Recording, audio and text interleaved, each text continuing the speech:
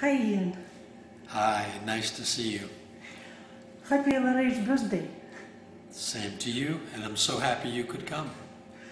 Thank you. I am going to ask you a few questions. Would you mind? Absolutely not. Okay. So, could you please tell me when, how, and why did you get into Scientology? Well, I got in Miami. It was around 1969. I was teaching school at the time. I had studied many other things, yoga, different self-improvement books I'd read over the years. I was actually doing some yoga studies at the time, and another teacher at the school was just starting out in Scientology, and his happiness with the results were what got me in to do the comp course. 1969, that was the start of the trip. Okay. What was your motivation? Were you trying to handle something, or? Well, there was the usual problems with the opposite sex, trouble getting along with girlfriends, things like that. Communication problems, basically, that were repeating over and over in my life. Okay. Do you feel that it got handled?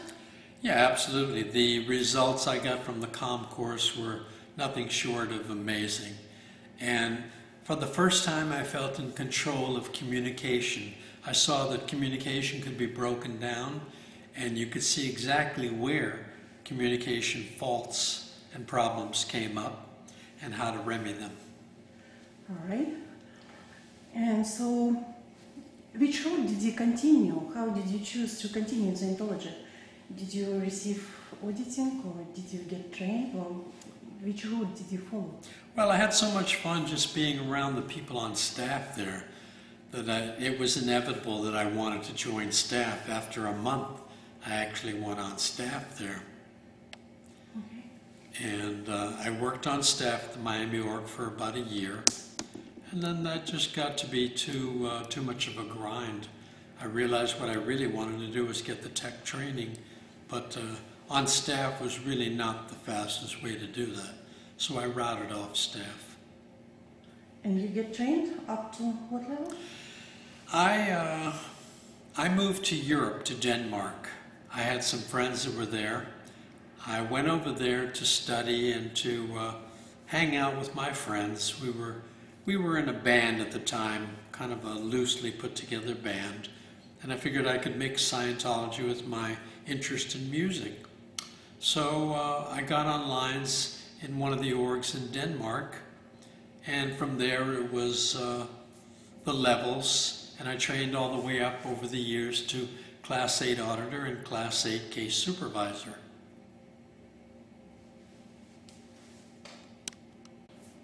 And where did you work then? In which org?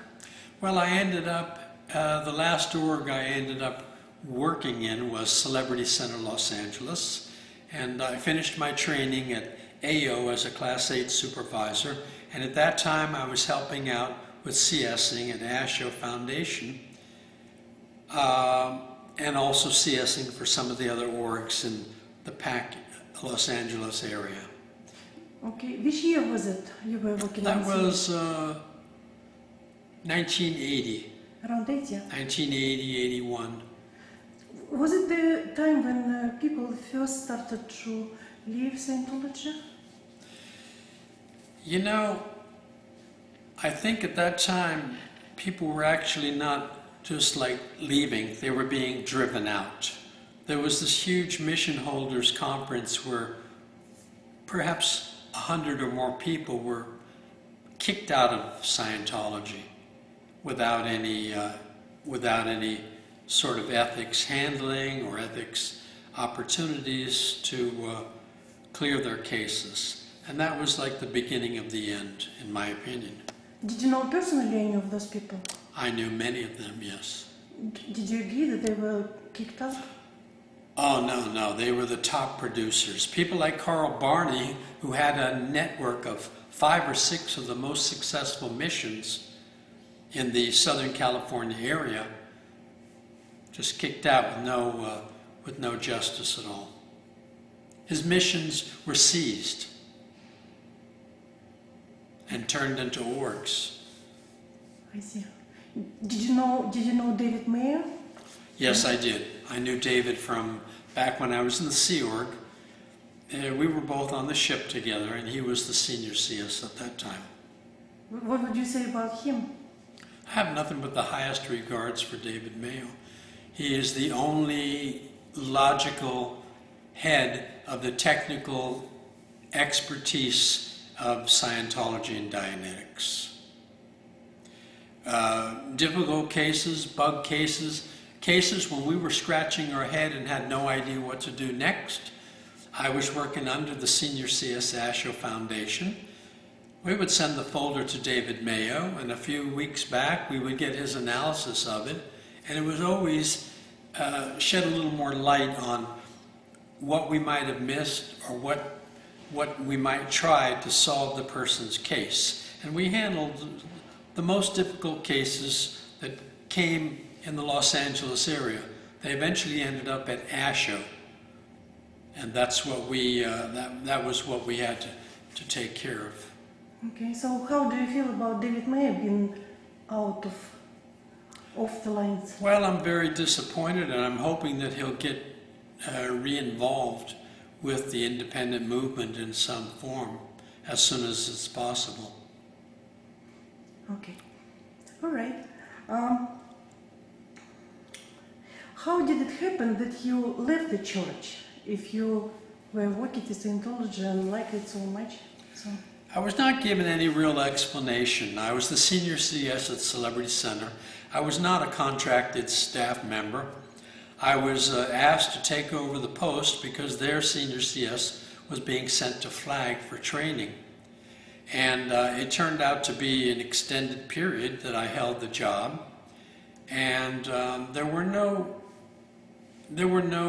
correction alerts, no ethics orders against me the whole time I was there. Suddenly one day I received a rumor from a friend who said, so-and-so said you're going to be removed from post. That was actually the guardian office person at the org had let it slip to one of my friends in the org who came to tell me about it. And about a month later, sure enough, I was verbally removed from post with no explanation whatsoever. About a year later, I finally received an ethics order ordering a ComEv. The first ComEv was held, and I was given a ComEv as per policy by tech-trained people. The ComEv must be done by your peers, which in the case of a tech terminal, it should be other tech terminals. The ComEv found none of the charges worthy of continuing, canceled them all in the findings, and sent the findings up to the convenient authority. Whoever that was, they apparently didn't like the results. They fired the whole ComEv committee, called a new ComEv committee of untech-trained people who rubber-stamped the ComEv and declared me. That was about a year and a half or so after my original removal from post. Well, since you were out of the org lines, did you feel like you disconnected from Scientology, or did you consider yourself still Scientologist? Well, I considered myself still a Scientologist. Of course, I was disconnected from by everybody virtually. There was one or two people who didn't disconnect from me, but it was devastating in all aspects, from financial to any emotional support. Your friends virtually disappear once you are declared persona non grata by the church. I see. But did you find new friends? Did you find the free zone? That was a couple of years after I was booted out. I began to connect up with other people in the independent field, as it was called. Can you tell a little more on that? Like, how did you find them and who they were, and how did you feel about the free zone? That was a gradual thing, because now the first people who publicly announced they were out in defiance of the church, the first two that I know about were John and Vivian Ziegel. And when the mission holders were kind of, the way I put it, slaughtered wholesale at the conference, John and Vivian Ziegel were two of the people who left the church or were kicked out. But at any rate, they came out publicly announcing they were in opposition to the management. In defiance, they set up their own little mission. It was quite a nice little mission in North Hollywood. They did that for about a year or so, and then other groups began to spring up who were similarly given unwarranted ethics handlings by the management. Valerie Stansfield was another one, and there were many other people who were beaten up by the management, is the way I would put it. Either outright kicked out, or goldenrods came out on them attacking them, and in the end they were kicked out. So I ended up joining up with the group set up by John and Vivian Ziegel. It became known as the Clear Center. It was a mission. I went to work there as their case supervisor, and I worked there for a couple of years. That was the first independent group that I joined up with. Okay. Did you ever go to the conventions? No, I didn't. No? I didn't go to any of the ones that were out of town. No, we had a very active independent movement here in the LA area for many years. We put on a number of events. The biggest one was 300 to 400 people attended. That was the first 4th of July Independence Day event. You had this Yeah, I do have the... magazine. I have the newsletter, one of the newsletters that shows the biggest event put on in the independent field. This was 4th of July, it was 1984 or 1985 maybe. And you can see the founder who put together the event was Mark Jones. Here's David Mayo, who was the featured speaker at the event. Here I am with a prominent independent at the time, Tia Greenberg, and the pictures are all from the big 4th of July event that we had, which was quite a successful event. 300 to 400 people showed up. What's the name of this letter? The Free Spirit. Spirit. How many issues did you have? Was it This was put out for a number of years. We put this out quarterly. The group putting it out is called the Council for Spiritual Integrity. We were a group of a half a dozen people who would meet once a week or so, and we would plan the events, plan the publication of the newsletter, and our intention was to try to bring about reform of the management. Of course, it was a rather dismal failure. We worked at it for maybe 5 years, and then finally kind of ran out of gas. Okay. But you still keep it as a memory of you? Yeah, I still have some of them. It's a historical, here this issue is September 1985. This was published a couple of months after our 4th of July event. It was such a big success. We did have a number of other events. We had a lecture series, well-known old-timers, people who were key figures in the early years of Scientology, were our featured speakers. We had people like the first clear John McMasters spoke, Ray Kemp, one of the early Class 8s, Homer Schomer, who was a key person in, I think in the CMO, or at least at the INT base. We even had Jerry Armstrong, who gave his version of why he turned code against LRH. We allowed him to speak, and other people who were instrumental in the development of Scientology appeared in our lecture series. All right. Okay. Besides of this administrative, like organizational activities, did you actually continue deliver the tech as a tech person, as the tech terminal? Were you active as a tech terminal? Well, the Clear Center continued into the early 90s, I guess it was, and then our promotion really wasn't successful and effective enough. and eventually the business didn't warrant the amount of rent and so on being paid. So the center eventually had to close. I, meanwhile, got sidetracked in another business, which was keeping me very busy. Had a crew of 10, 12 people working for me, and I kind of got sidetracked for a number of years until just the last few years. What is happening in these last few years? Do you have any perspective, like on becoming active as a Scientologist? Yeah, I'd say more and more people are connecting up, and that's the initial stage of creating interest in delivering whatever tech services a person can do.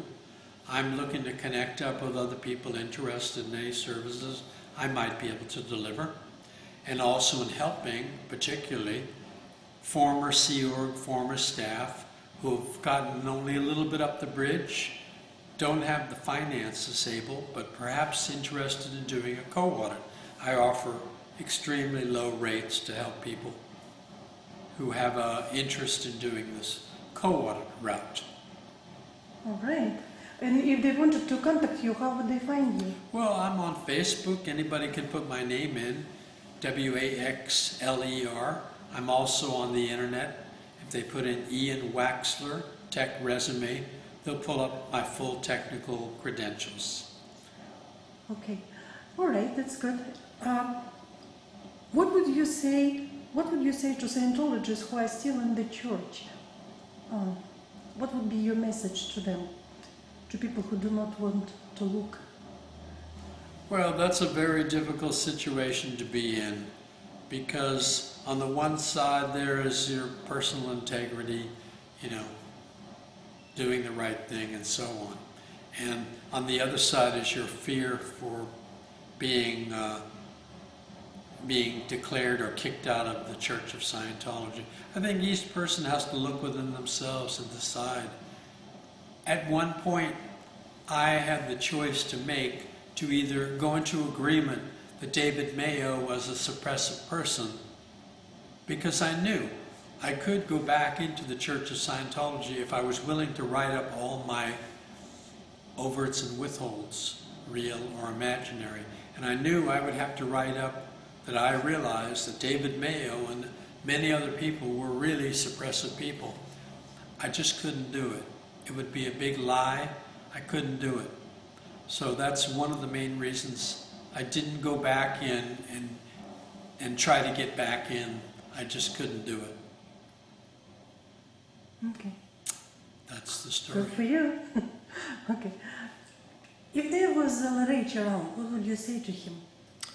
Wow. Help!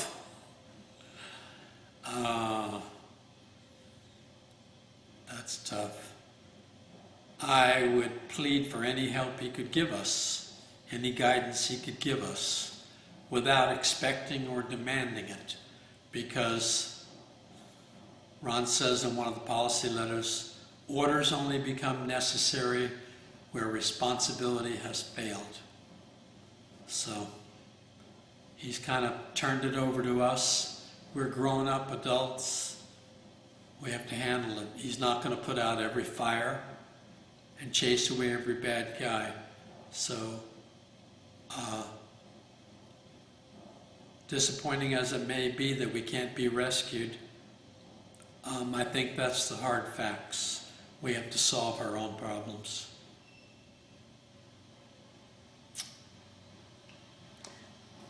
Okay. That's what I think Ella Ridge would say. Okay.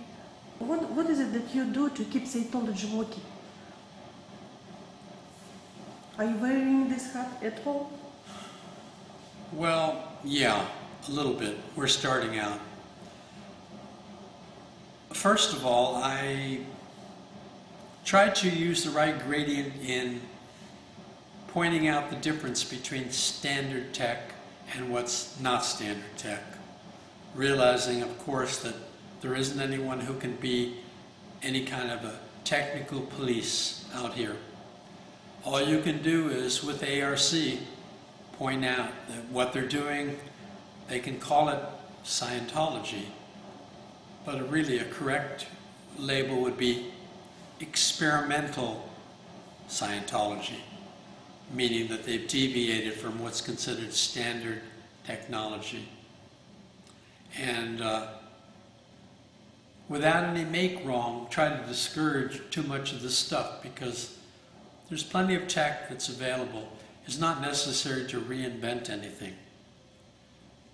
I think that's a misguided idea that there needs to be big improvements made.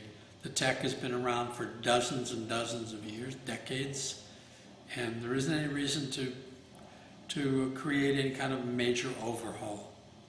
That's one of the main hats I wear. And the other is trying to organize the independent tech people into some sort of loosely knit fraternal organization that we can encourage standard tech, we can invite membership with the provision that our members agree to maintain standard tech and do only what's written in HCOBs. So those are the two things I think at this time I can try to contribute. Okay. In the business world, when you meet with other people, and if you somehow run across the subject, would you mention that you are Scientologist, or would you rather not? Oh yeah, I do. I do, in fact. I don't push it on people because some people have already a predetermined negative viewpoint, but I come right out and tell them that I'm somewhat active and a member of Scientology. Yes, and I look forward to any questions they might have, to correct any misunderstood ideas they might have, and set an example of the highest kind in my own behavior and in business dealings with people.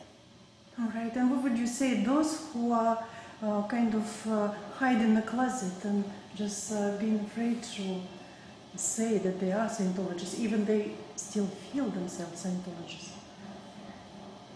Well, that's pretty common, but you know, what I think it was Winston Churchill said, the only thing we have to fear is fear itself. That anxiety about telling people what you're involved in is the only real problem.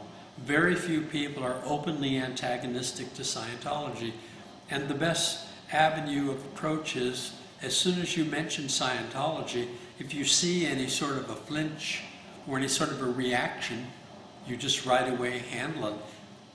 Your behavior, your willingness to jump right in there sets the example that Scientologists are not erratic, we're not weirdos of any kind. We're very well organized, and that we use the technology that we've studied. Okay, how do you see the future of Scientology? Wow, that's one of the tougher questions. You know, had you asked me 50 years ago about Fidel Castro, I would have said, who could have imagined he'd still be around? And if you'd asked me about the Soviet Union, I would have said it's going to be around for hundreds of years. So I was completely wrong about two things. Scientology could go either way. The independent field could just continue as a little fringe group into the future for an indefinite period and maintain the official and the little independent field. But the trend, I believe, is more and more people are leaving and finding strength in the independent field and realizing they don't have to become a member of this big organization. They can get the same studies, they can follow the same technology without being a member of this rigid organization which has crushed thousands of its members. Hopefully the independent field will develop more strength and we can influence the official organization to bring about a reform. That's what I think all of us have hopes for. Do you think the church can be reformed? Yeah, it can. With the change in the management, I think it can. I think a lot of the people in there are intimidated and in fear of opposing the leadership. But there's very few people that are actually holding down the church. Once those positions are changed, a huge change is possible, I believe. Okay. Well, is there anything you would like to say or ask before the end of this interview? I would just like to encourage people who are using Scientology to rekindle their purpose. What was the original enthusiasm they had for training and processing? Think about what is the next little step you could take to move in that direction. It could be contacting somebody to find out what steps you need to take to get your auditing moving along. It could be finding another person to do a co-audit with. How about anybody who wants to do some auditing, get a copy of self-analysis list. At the bare bones minimum, you could solo audit yourself on self-analysis list. The next step up from that is you twin with another person and you run self-analysis lists on each other. Doesn't matter where you are on the grade chart, the self-analysis list auditing will get you some case gain. It will give you experience of moving up and down your time track. It will blow charge. Locks or incidents when you were restimulated will show up. You will get some case gain benefit from it. I would encourage people to start using whatever is available to you and not procrastinate. That's my recommendation. Thank you. Thank you very much.